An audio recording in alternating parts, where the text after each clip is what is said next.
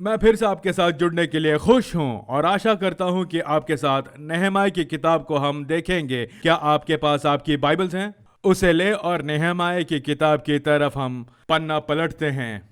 पिछले सत्र में जब हम साथ थे तो हमने आपको बाइबल के महत्व के बारे में समझाया था और कैसे हम ईसाइयों के पास कोई और विकल्प नहीं है। जब बाइबल के अध्ययन की बात करें, ये हमारा भोजन है। हम नवजात शिशुओं की तरह हैं जो इस शब्द के दूध की इच्छा कर रहे हैं, और जैसे वो नन्हा बालक दूध के लिए रोता है, वैसे ही हम और आपको परमेश्वर के वचन के लिए पुकारना चाहिए, एक उद्देश्य के साथ, एक लक्ष्य के साथ कि हम आगे बढ़ेंगे।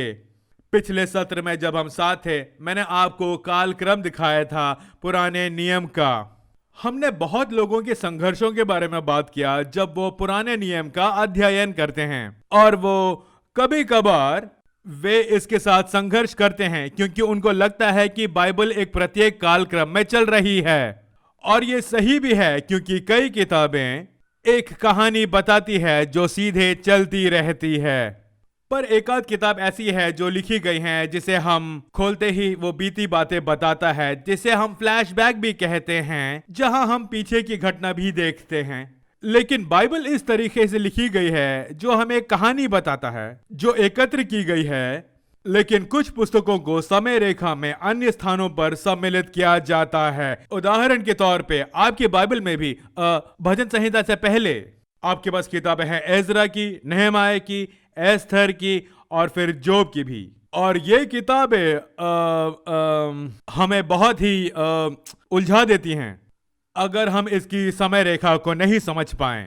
आप समझे, एक उद्देश्य है जो परमेश्वर हमें देना चाहता है, और ये बस ये नहीं कि ये एक साधारण सा सत्य है जो आपको बाइबल खोलते ही मिल जाएगा। अब हमको वो मिल सकता है क्योंकि बाइबल लाभदायक है और प्रत्येक शब्द जो बाइबल कहती है परमेश्वर की प्रेरणा से रचा गया है और वो लाभदायक है।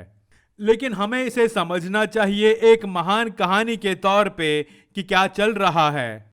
और अगर आप शुरुआत में देखें, सृष्टि की कहानी में एक निर्माता परमेश्वर है। मानव जाति ने उस निर्माता परमेश्वर को अपमानित किया है। उसे एक आदर्श स्थिति में रखा गया था, एक आदर्श वातावरण में, लेकिन उसने आज्ञा नहीं माना।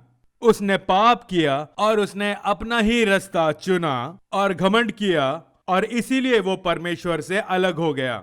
लेकिन आरंभ से ही परमेश्वर मानव जाति को अपने लिए ही छुड़ाने वाला था और वो उन्हें वापस मोल लेता।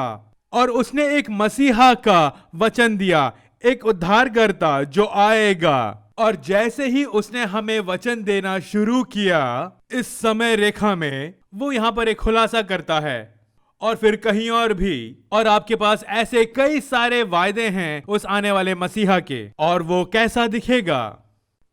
लेकिन हम उस कहानी को खुलते हुए ही देखते हैं, और जाहिर है मानव जाति विद्रोह करना चुनता है, और हम देखते हैं कि वो पूरे मानव जाति का नाश करता है नोआ और उसके परिवार को छोड़ के।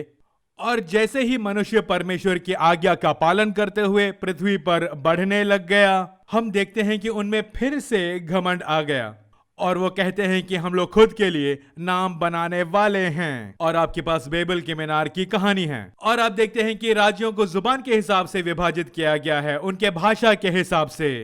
और उसी समय के दौरान या फिर उसके बाद अब्राहम नाम का एक आदमी था, एक प्रमुख व्यक्ति, और अब्राहम को परमेश्वर ने अनुग्रह दिया था और परमेश्वर का आदेश भी।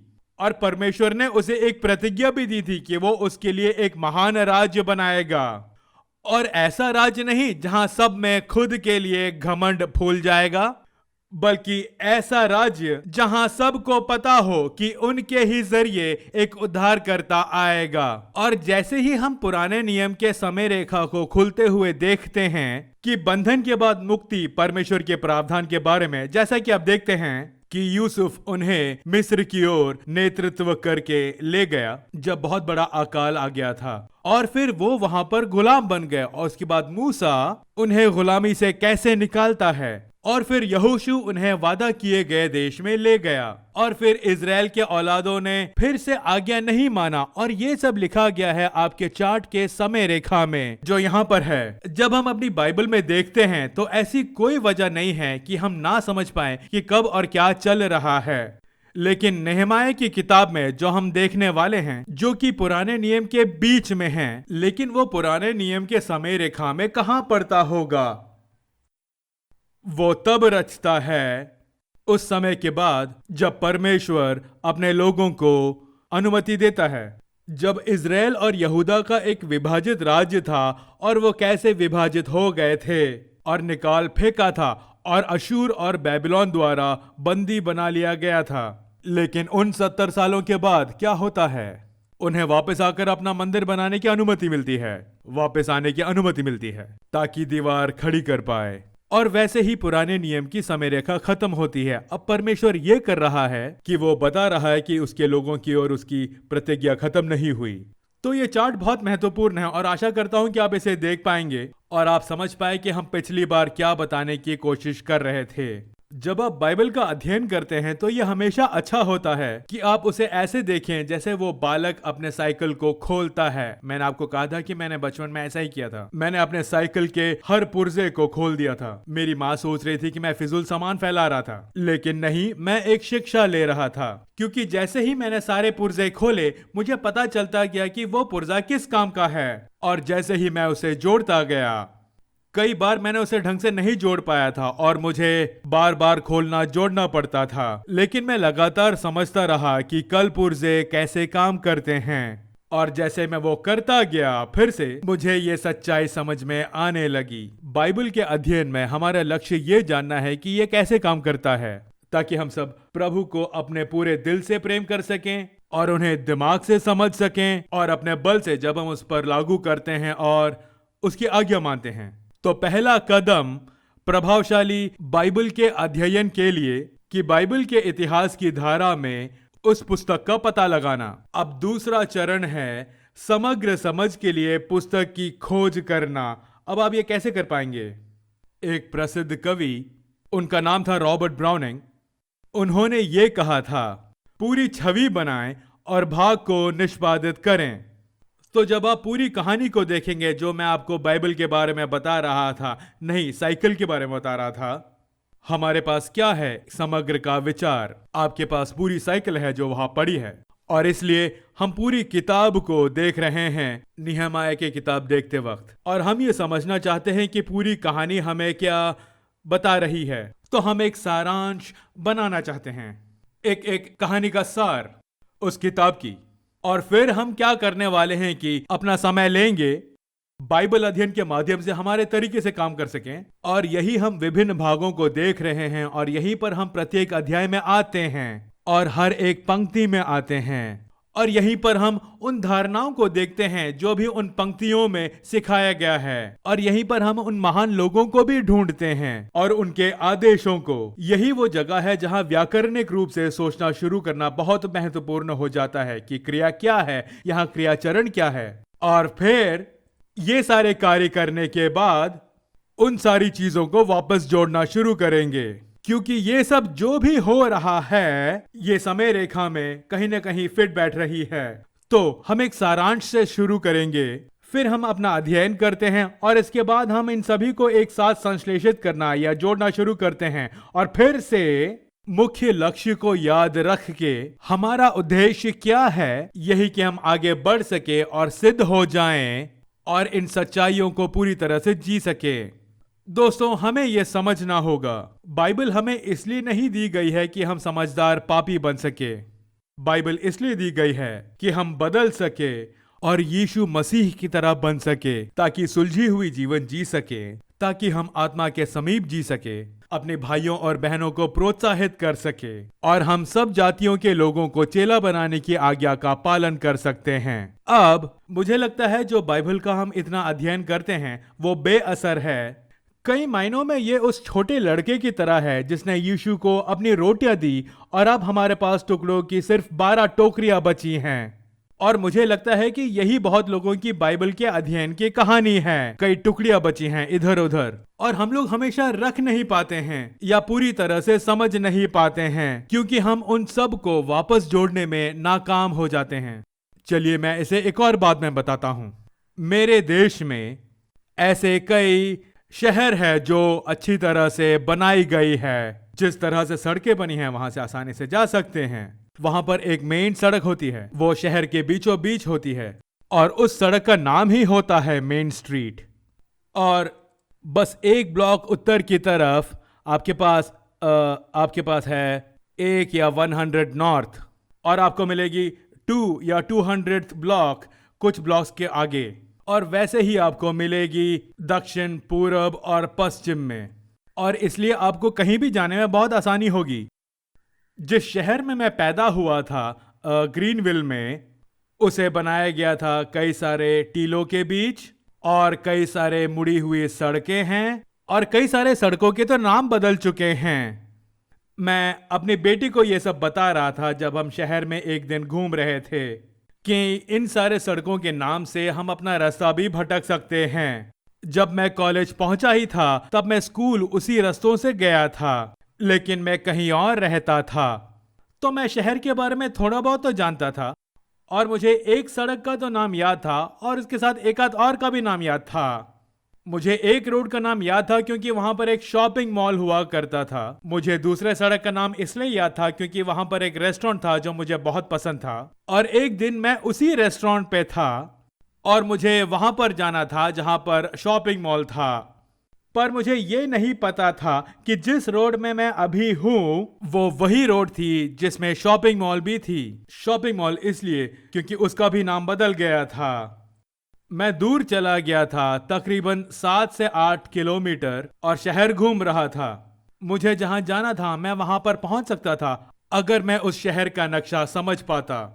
अब बाइबल भी कुछ ऐसे ही है। अगर आप समझ पाते हैं कि एक जगह से दूसरी जगह कैसे पहुंच पाएं और अगर कोई आपको बताता हो तो आप उसमें उलझ जाएंगे।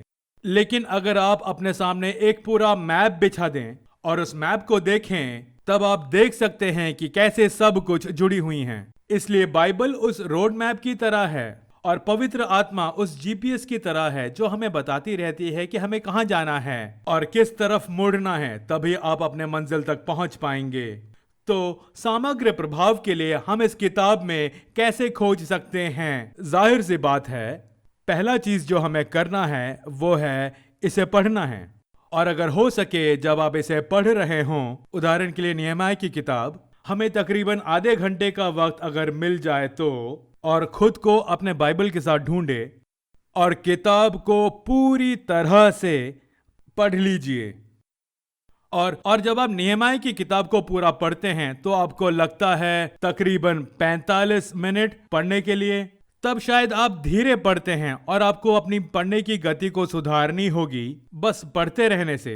मैं आपको ये किताब पढ़ने में प्रोत्साहित करूंगा। और कई लोगों को 20 से 30 मिनट लग जाता है ये पूरी किताब पढ़ने में। और इसकी अच्छी समझ पाने के लिए इसे बार बार पढ़ें, इसे बार बार पढ़ते रहें। किसी ने मुझसे कहा कि मैं इसे धीरे ही पढ़ना चाहता हूं और जब मैं इसे धीरे पढ़ता हूं मैं इसमें से ज्यादा समझ पाता हूं। और विज्ञानी आपको कह सकती है कि यह सही नहीं है। सबसे अच्छे पाठक जो हैं वो तेजी से ही पढ़ते हैं और तेजी से पढ़ने से बहुत कुछ समझ में भी आती है। मैं जानता हूं कि एक चीज जो आपकी मदद कर सकती है, आजकल हमारे पास उपकरण हैं। आपका मोबाइल फोन या फिर आपका कंप्यूटर आपके बाइबल को पढ़ सकता है। मेरे पिताजी जो अभी यीशु के साथ है, वो अभी प्रभु के पास है, वो कई साल पहले ही गुजर गए थे। मेरे पिताजी अपनी साधना रोज करते थे, वो अपनी बाइबल हर रोज पढ़ते थे। वो अपने कंप्यूटर के सामने बैठते थे अपनी बाइबल खोले हुए, वो अपने कंप्यूटर के जरिए अपने बाइबल को सुनते रहते थे और अपनी आज्ञा भी मानते थे।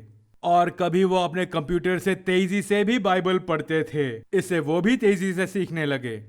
और ये कुछ ऐसा हुआ कि ऐसा करते करते वो बहुत कुशल हो गए बाइबल को समझने और पढ़ने में। और फिर जब आप ऐसा कर रहे हैं, उन पंक्तियों को मार कर ले जो आपको लगता है कि आपको वापस आकर सीखना होगा या फिर से सीखना होगा। दूसरी चीज जो हम कर सकते हैं कि जो हम पढ़ रहे हैं उसे प्रतिबिंबित करें और यहीं से मनन करने का विचार आता है और यहीं से हम बाइबल का सही में अध्ययन करना शुरू कर देते हैं, या फिर हम चाहते हैं कि इस पर हम मनन कर पाएं।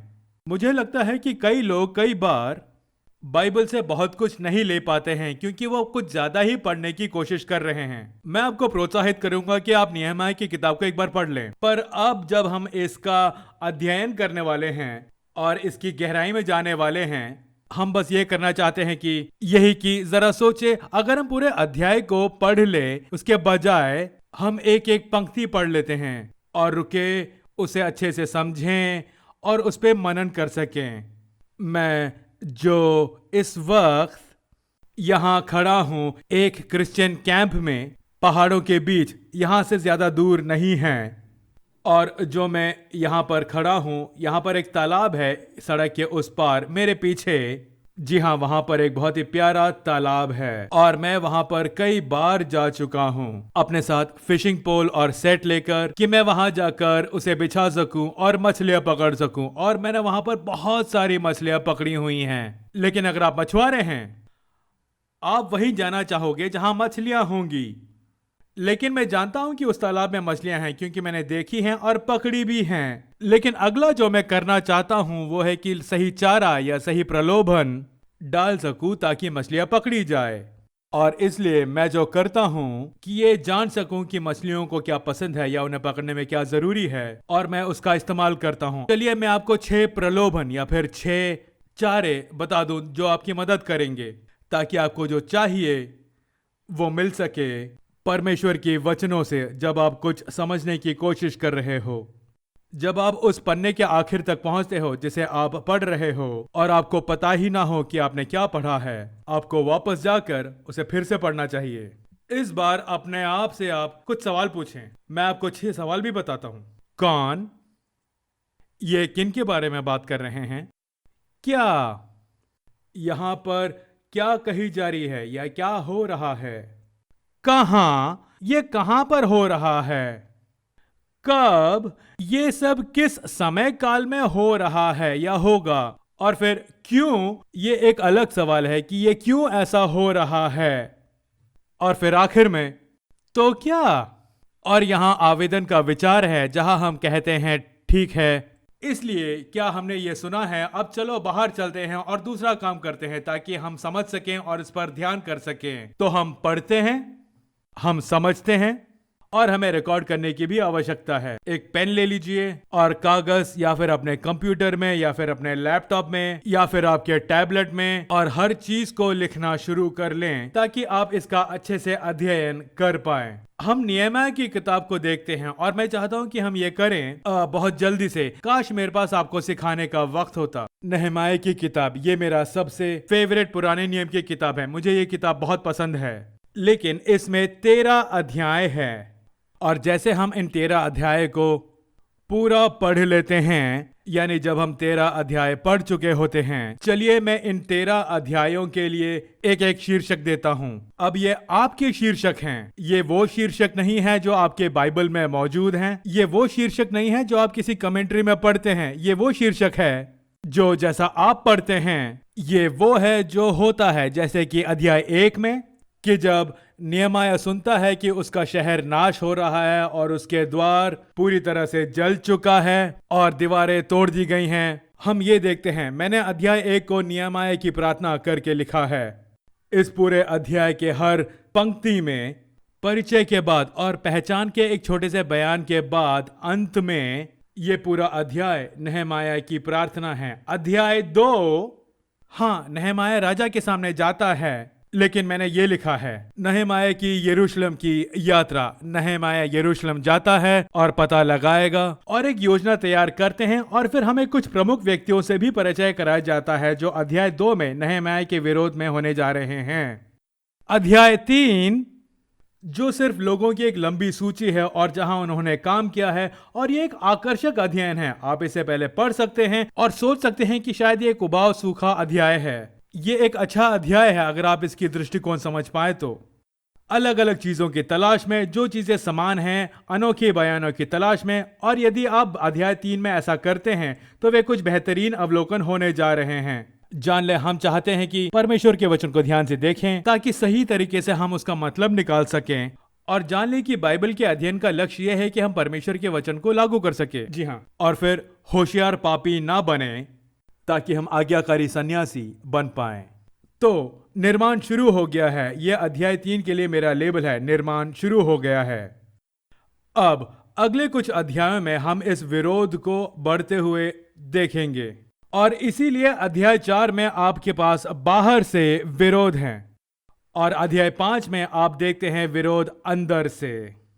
चौथे अध्याय में वो है जो बाहर से आक्रमण करना चाहते हैं, लेकिन अब 5वें अध्याय में ऐसा लगता है कि शैतान अंदर घुस गया है। क्या हमारे मंत्रालय में ऐसा कभी नहीं होता है? क्या हमारे परिवारों में भी ऐसा नहीं होता है? यानी जो हमारे सबसे करीब है वो हमें दगा दे जाते हैं।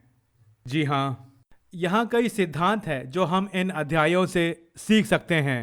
अब अध्याय 6 में आप देख सकते हैं कि विद्रोह दोनों बाहर और अंदर से हो रहा है, लेकिन इस अध्याय में दीवार बन चुकी है। ये केवल 52 दिन में बन गई है।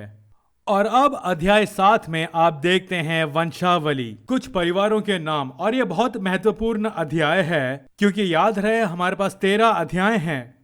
अब बाइबल की हर किताब ऐसे नहीं काम करती है, लेकिन इस विशेष पुस्तक में आपको एक विभाजन मिला है, और मैं उस पर एक क्षण में टिप्पणी करने जा रहा हूं। जहां पर आपको पहले 6 अध्यायों में विभाजन मिला है और एक मुख्य जोर यहां हो रहा है।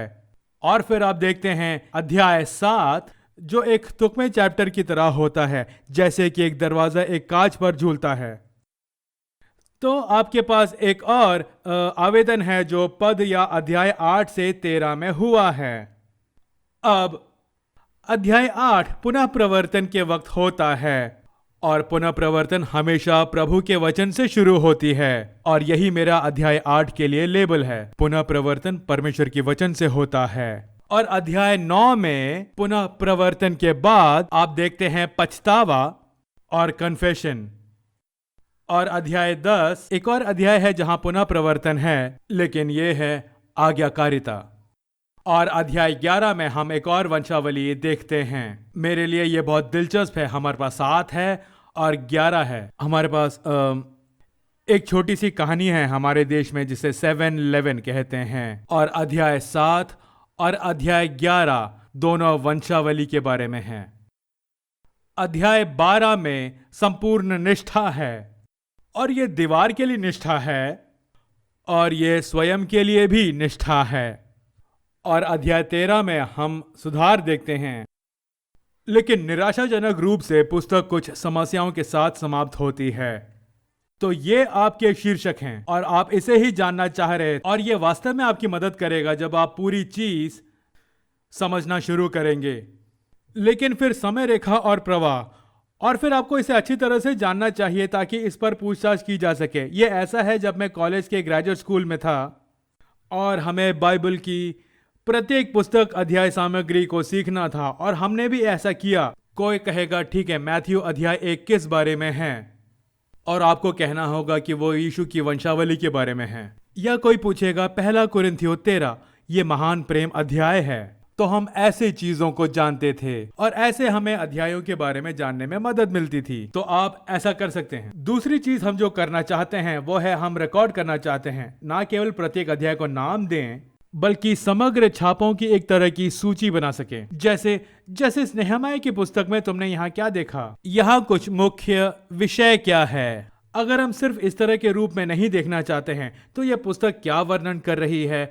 जैसे महान धार्मिक विषयों को भी समझना चाहते हैं, जैसे कि निर्माण, परमेश्वर के गुण, और प्रमुख धार्मिक विषय जैसे प्रतिज्ञा पत्र और राज्य, या फिर मोक्ष या वादा, ऐसी चीजें जो धार्मिक बातों के लिए बहुत महत्वपूर्ण हैं। लेकिन नेहमाया की किताब, जैसे मैं देखता हूं कि एक पुनर्प्रवर्तन की किताब है, और जाहिर है पुनर्स्थापना। ये किताब आस्था के बारे में है, आस्था जो विपरीत परिस्थितियों का सामना करती है। वैसे अगर आप इसके बारे में सोचते हैं तो विश्वास के प्रदर्शन के लिए सबसे अच्छी जगह है बहुत कठिन समय से गुजरने के बाद। हम इस महामारी के साथ एक कठिन समय से गुजर रहे हैं। आशा है कि आप निरंतर विश्वास में हैं। परमेश्वर अभी भी सिंहासन में हैं। परमेश्वर अभी भी काम कर रहे हैं। ये एक बहुत अच्छी किताब है अगुवाई के बारे में। मेरे पास बहुत ज्यादा बिजनेस की किताबें हैं, मैनेजमेंट की किताब, मार्केटिंग की किताब और अगुवाई की किताब, लेकिन अगुवाई के लिए ये सबसे अच्छी किताब है क्षमता के ऊपर। और जाहिर सी बात है ये प्रार्थना की भी किताब है। आप इसे पढ़ते हुए कई जगह पर हाईलाइट कर सकते हैं। आप देखें नहम्याह की किताब प्रार्थना से ही शुरू होती है और इसका अंत भी प्रार्थना से है।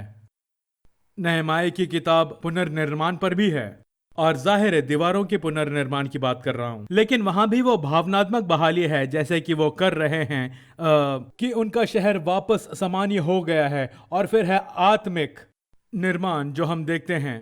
ये निष्ठा का भी वक्त है। ये अगर आप ये व्यक्ति नहम्याह के बारे में भी सोचें, कौन थे नहम्याह? इन्हें सेवक कहा गया है, इन्हें समझदार कहा गया है। वे बहुत विनम्र है, वे प्रेरक है, वो आध्यात्मिक नेता हैं, वो चरित्रवान और प्रार्थना वाला व्यक्ति है, वो संवेदनशील हैं, लेकिन वो बहुत साहसिक भी हैं। नहम्याह की किताब में बहुत सकारात्मक और हमें कई नकारात्मक चीजें भी दिखती हैं। मुझे यह भी बहुत दिलचस्प लगता है। मैंने बताया था कि ऐसे कई अध्याय हैं जिसमें नाम है जो वंशावली में आते हैं, या अध्याय 3 उदाहरण के लिए जिसका मैंने 1 मिनट पहले उल्लेख किया था। अध्याय 3 एक कठिन अध्याय है क्योंकि इसमें बस नाम है और वो कहाँ काम किए हैं, और आप उसे देखते हैं और मैं ऐसे सोचता हूं, शायद आप इसे सुन रहे हैं और आप सोच रहे हैं खैर मैं बस एक व्यक्ति हूं कि क्या कोई भी इस बात का ध्यान दे रहा है कि मैं क्या कर रहा हूं? या फिर उदाहरण के लिए उस आदमी का सोचे जो अभी दीवार के पीछे खड़ा है, वो भी बहुत दूर की तरफ। वो किस तरह का प्रयास करने जा रहा होगा कि वो आखिरी कोई भी उसे देखने नहीं वाला, कोई भी उसे देख नहीं रहा, कोई भी ध्यान नहीं देगा, पर हां वो देख रहा है। प्रभु देख रहा है, प्रभु ध्यान दे रहा है, और प्रभु ने ही उनके नाम इस किताब में लिखा है। और कुछ के बारे में वो कहता है कि उसने लगन से काम किया है, और दूसरों के बारे में वो कहता है कि उन्होंने आलस किया। और ये किताब में लिखा है, तो ये किताब है लोगों के बारे में। ये किताब है परमेश्वर की प्रभुत्व का। इसमें पूरा आपको परमेश्वर की प्रभुत्व दिखती है, लेकिन ये भी मनुष्य की जिम्मेदारी के बारे में एक किताब है, और वहां कुछ धार्मिक विषय है। और फिर यह किताब विरोध की है, और फिर यह किताब प्रार्थना की है। और ये सबसे महत्वपूर्ण सत्य है जो हम यहाँ देखते हैं, और यही हमारी मदद करने वाले हैं। हम शुरुआत में हैं, जैसे हम साइकिल लेना शुरू कर रहे हैं और उसे उस लड़के की तरह खोल रहे हैं। इसलिए जैसे ही हम यहाँ बाइबल के पास पहुँचते हैं, ये एक और तरीका है कि हम रिकॉर्डिंग कर रहे हैं। एक और चीज है प्रक्रिया को सुधारें। और अब तक वो लेबल्स के साथ, लेबल और सारांश विवरण के साथ, और मैं इसे बहुत सरल बनाना चाहता हूं। अध्याय 1 से 6 ये सारे 6 भौतिक खंड है। अध्याय 8 से 13 ये आध्यात्मिक खंड है। अध्याय 1 से 6 आप देखेंगे कि यहां पर निर्माण हो रहा है, और अध्याय 8 से 13 में आप देखेंगे कि यहां पर लोगों का अभिषेक हो रहा है। इसलिए रूपरेखा बनाम अध्याय 1 से 6 के बारे में सोचें। अध्याय 1 और 2 में दीवार की तैयारी चल रही है, और फिर आप देख रहे हैं दीवार का निर्माण अध्याय 3 से 6 में। और मैं उस रूपरेखा को और बांट के और अंदर जा सकता हूं, लेकिन मैं तो बस आपको दिखाना चाहता हूं। याद रखिए अध्याय 7 एक महत्वपूर्ण, निर्णायक या टिका हुआ अध्याय है। और अध्याय 8 से 13 में हम देखते हैं लोगों का पुनर्निर्माण। 1 से 6 दीवार का पुनर्निर्माण, 8 से 13 लोगों का पुनर्निर्माण। और इसलिए आपके पास पद 8 से 10 तक के अध्यायों में लोगों का नवीनीकरण या पुनरुत्थान है, और फिर आपके पास अध्याय 11 से 13 में लोगों की प्रतिक्रियाएं हैं। और फिर ये सब चल रहा है यरूशलेम में। राजधानी शहर, ये जैसे हमारे राजधानी शहर है वॉशिंगटन डीसी या फिर नई दिल्ली की तरह, ये राजधानी शहर में ही ये सब चल रहा है। और ये सारा कुछ हो रहा है आप माने 19 से 20 वर्षों के अवधि में, या कह लें 444 बीसी से 425 बीसी तक। और ये सब कुछ परिप्रेक्ष्य में ही रखता है। और मुझे उम्मीद है कि मैंने ये किया है, आपको नहमाया की किताब के लिए प्यास दी है, कम से कम एक लालसा कि आप इस किताब को पढ़ सकें। शायद आप वापस जाकर ये पूरी किताब एक ही बार में पढ़ना चाहोगे, और आप शायद चाहोगे कि हर एक अध्याय में अपना ही लेबल लगा दें। लेकिन ये समझना कि ये सब समय चक्र में कैसे बैठता है, और परमेश्वर अभी भी काम कर रहा है अपने लोगों के लिए। हम जो करने चाह रहे हैं कि उस लड़के की तरह साइकिल को पुर्जे पुर्जे में उतार दें और सब कुछ वापस फिर से जोड़ दें। मुझे आशा है कि आने वाले दिनों में ये विचार आपकी मदद करेगी जब आप बाइबल अध्ययन करोगे।